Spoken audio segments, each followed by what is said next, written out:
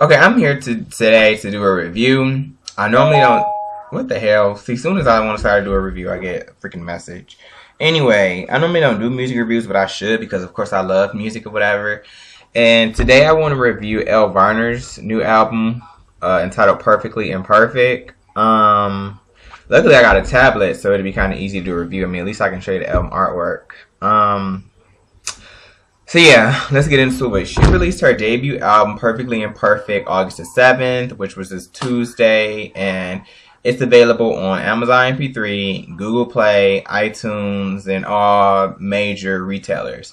I personally got the album on Google Play because iTunes be playing games. Like, iTunes charges you, like, whatever you buy, like, a week later. Like, if you have, like, a credit card or a PayPal account or whatever like that, like, they told me I owed money from purchasing Dawn Richards' Pretty Wicked Wings or whatever. Is that the name of the song? I think that's what it is, whatever. And I'm like, what? I had already paid for it. I had like changed my card, but I had changed my card way after I had purchased the song. So I'm like, what in the world?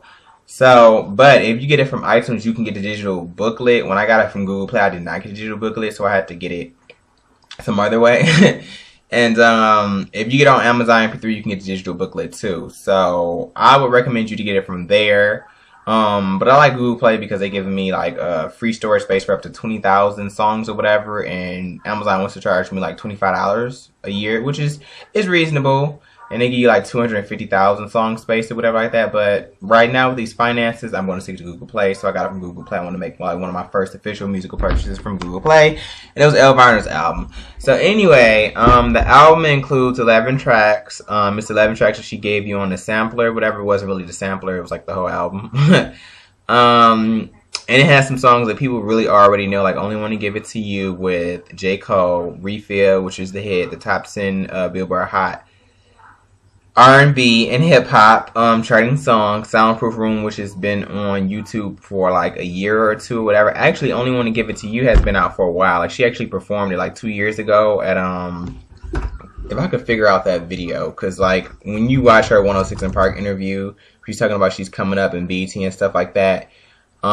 She mentioned that she had like performed at the Apollo or something, and it was like this thing where it was like upcoming artists or whatever. She actually performed that song back in 2010, so that's actually not a new song either. I Don't Care was she just kind of leaked like a month ago or whatever, which is like literally my favorite song on it. Well, it's a tie between that and Stop the Clock, like, but like I Don't Care is more of a ballad with like a hip hop beat, so it's kind of like they're both my favorite in different aspects or whatever. So like, but that's like one of my favorite songs on the album. Not Tonight. She didn't leak this, but she performed it. I don't want to say on her tour, but like she's been out performing at various different venues or whatever like that. And she performed that like a month ago. She actually performed that a month previous to when I thought she had first premiered it. She's actually sang that live. New song that you probably haven't heard is Leave. Oh What a Night, that was actually posted on blogs like Wrap Up or whatever. It's actually, I think, a single. It's not like a single, I think it's more of a promotional single, but you can actually purchase that on Google Play, I know for sure, and probably Amazon MP3. Stop It Like My Song, Welcome Home, Damn Good Friends, and So Fly, which has been purchased for like the last 6 months or whatever. I guess that was kind of like a promo single or whatever. If I'm not mistaken, I believe So Fly was on Conversational Lush, her first official mixtape. So yeah, let me get into it. Only Want to Give It To You is a hip hop and R&B inspired song with a hard hitting beat. I don't know who it's produced by though. I'll have to look. You were just another Romeo, the shoe you passed by in the store window. But soon as I got home, I wish I bought you instead.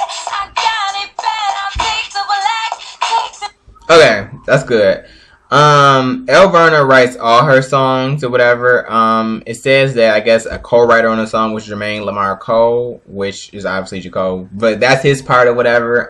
It was produced by Oak and Pop, apparently. And her style really gives me something, like her voice really to me is reminiscent of Chrisette Michelle's. Really like Chrisette Michelle's, and I wanted to say somebody else, like she kind of has this rugged raspiness to her voice, and I love it. Like, I love how she says the album is perfectly imperfect, because a lot of the imperfections, a lot of people like to criticize you, and I think it's really lame as hell. I think a lot of your imperfections actually do make you like a great person, and I love the raspiness of her voice, or sometimes when she strains or whatever. I love that factor in her voice. It's just so, it's like so gritty, and it just really grabs my attention. I love the way she, you know, how smooth her voice is sometimes, how gritty it is, and how she slides up through notes or whatever. Sometimes how clear her voice can be, her head voice. Like, her voice to me is just like really amazing. But it's a very raspy, gritty, soulful voice, and she can be really sly with her voice, like very smooth with it. J. Cole is the only feature on the album. You have her hit single Refill, of course, which I love Refill.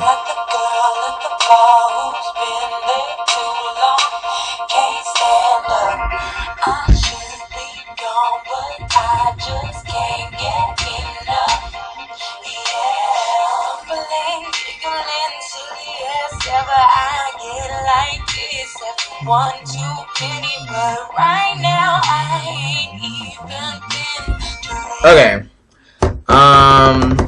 She wrote on this track too, and she's on RCA Records if anybody does not know. Oh yeah, her voice is also kind of neo soul too. It's kind of R&B, and like it says, I'm looking on Wikipedia.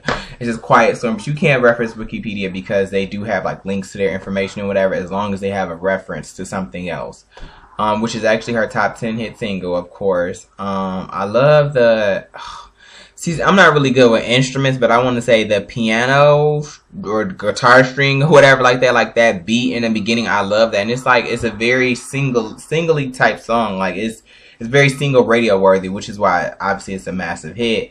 Whatever. But it's still R&B. Like, I love the fact that she made the song very single worthy with also being R&B, with kind of having some substance, kind of like being in a crush or whatever. So you want to refill of that person, but it's actually about the experience of her going to New York or whatever, I guess, for some kind of musical thing or something like that or whatever, and she meets this dude or whatever, which I guess they say his name is Gentique Oriel or whatever, and he like basically shows her around town, and they go on like a little date or whatever like that, and then she ends up having to go back to where she came from or wherever she came to previously or whatever. And